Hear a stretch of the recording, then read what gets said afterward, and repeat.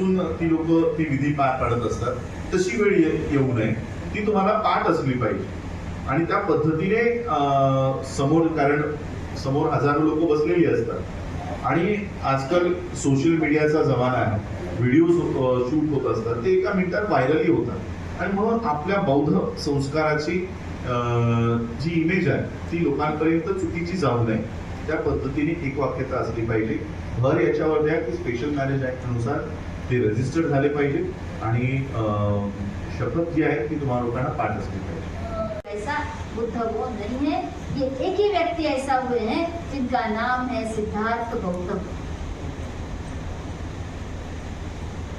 पहले लाइन का अर्थ समझ गया? इति मीन्स वो ऐसा ऐसा है. सो याने वह, मराठीमध्ये तो, सो म्हणजे तो व्याकरणाचा शब्द आहे, सर्वनाम. ऐसा वो है, असा तो आहे. कोण आहे? बुद्ध आहे. कसा तो बुद्ध आहे? ज्यांनी खूप मेहनत, 100% मेहनत करून आपल्या शत्रूंचा राग द्वेष मोह यांचा नायनाट केला, नष्ट केला.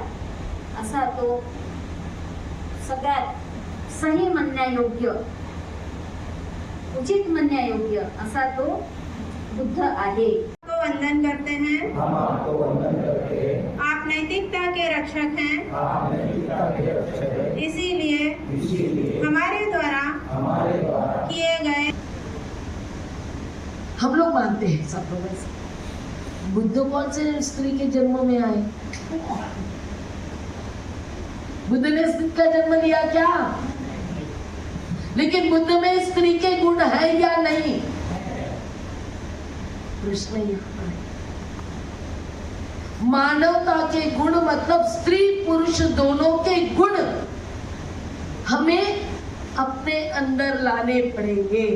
इसलिए बुद्ध की मूर्ति में बच्चा रहता है तो परेशान होता है, ये स्त्री की मूर्ति है या पुरुष की मूर्ति है या नहीं है? अपने छोटे छोटे बच्चों से पूछो, बोलेंगे हम बुद्ध तरह है. हमको बहुत सारे बच्चे ऐसे दिखाए जाते हैं कि वो पुरुष है, ये पता ही नहीं चलता है ना. ममता, करुणा, शांति किसके गुण माने जाते हैं? नैसर्गिक रूप से, प्राकृतिक रूप से, है ना. वो गुण प्रचार प्रसार सही तरह क्यों नहीं हो रहा है? क्योंकि जो पुरुष प्रचारक है, चाहे वो जीवनदारी क्यों ना हो, इनमें स्त्रियों के गुण आ ही नहीं है. ममता करुणा नहीं आ रही है. और जब वो आएगी तो सच में मानवता के प्रचार प्रसार सही तरह से होगा. तो आप सबको वो गुण लाने हैं. इतना संवेदनशील होना है, इतना संवेदनशील होना है कि स्त्रियों को क्या तकलीफ होती है, पुरुषों को क्या तकलीफ होती है, ये दोनों ने एक दूसरे को समझना है. एक दूसरे के प्रति संवेदनशील होना है, बहुत जरूरी है. इसके बगैर हम सही तरह से प्रचारक नहीं करते. हमको बोलते हैं ना बहुत सारे भिक्खुनी बनते नका म्हणून आम्हाला अय्याजी म्हणा. म्हटलं अरे तुम्ही अजून स्त्रीत्वातून निघाले नाही. पुरुषत्वाचे गुण आले पाहिजेत. तुम्ही घर सोडलं, पुरुष गुण क्या कहता है? कठोरता. ये बताया जाता है जो प्राकृतिक रूप से आया गया है. प्रेम करता है लेकिन दिखाता तो नहीं.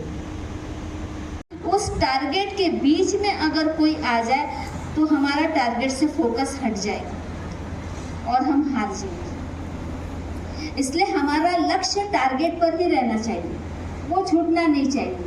इसलिए बहुत ध्यान रखना है कि एक तो चला गया है, मैं दूसरे को नहीं जाना, मेरा कहीं टारगेट न छूट जाए, मेरी विचारधारा न छूट जाए, मेरा लीडर न छूट जाए. ये इतने जो समाज में गुटबाजी हो रही है, संगठन टूट रहे हैं, इसकी वजह यही है कि हम बीच बीच में किसी को भी एंट्री दे देते हैं और हमारा जो ध्यान है अपनी विचारधारा से भटक जा रहा है, इसलिए संगठन के टुकड़े होते हैं। बात समझ में आ रही है आपके? इसको केवल गेम नहीं समझना है, इससे हमको सीख मिल रही है। और इसके लिए जो मेन बात, जो शब्द इन्होंने यूज किया, ध्यान, इसमें जागरूकता और एकाग्रता की जरूरत है। वो सड़क पे लिखा होता है ना, सावधानी हटी। एक दूसरे को पैर नहीं लगना चाहिए। सामने वाला कौन है वो ध्यान से देखकर उसी के पीछे, सामने वाले को नहीं देखे तो किसी और के पीछे चले गए तो तुम जिस उद्देश्य से चले थे वो गायब। किसी को चोट लग गई तो चलते चलते डिसिप्लिन गायब, क्योंकि बराबर नहीं जाता क्या लगते ना, लड़ाई झगड़ा हो जाएगा। सही है या नाही आहे? ज्ञान म्हणजे ज्ञान करून आपण ज्ञान घेतो, म्हणून बुद्धाला ज्ञान प्राप्त झालं म्हणतो ना आपण, सर्वच ज्ञान प्राप्त झालं. तर कसं झालं? स्वतःला समजू, वातावरणाला समजू, काय होत आहे सगळीकडे, काय आहे काय नाही आहे हे सगळं समजून झालेलं आहे. बऱ्याचशा गोष्टी याला मी डिटेल नाही घेत, कारण की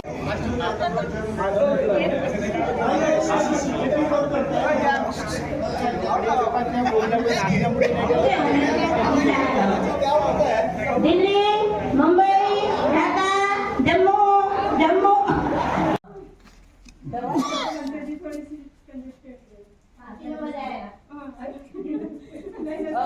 एक्चुअल में वो कुर्सियां थोड़ा पीछे करो, तो ये कुर्सियां भी पीछे करो. एक के अंदर एक डालने को कहा था मैंने.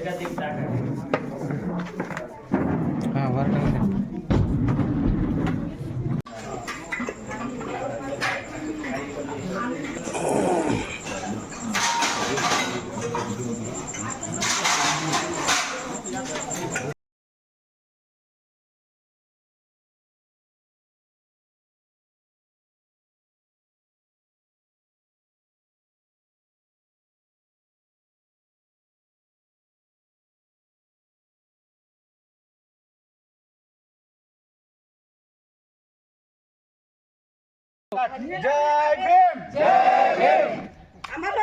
डॉक्टर बाबासाहेब आंबेडकरांचा जय हो.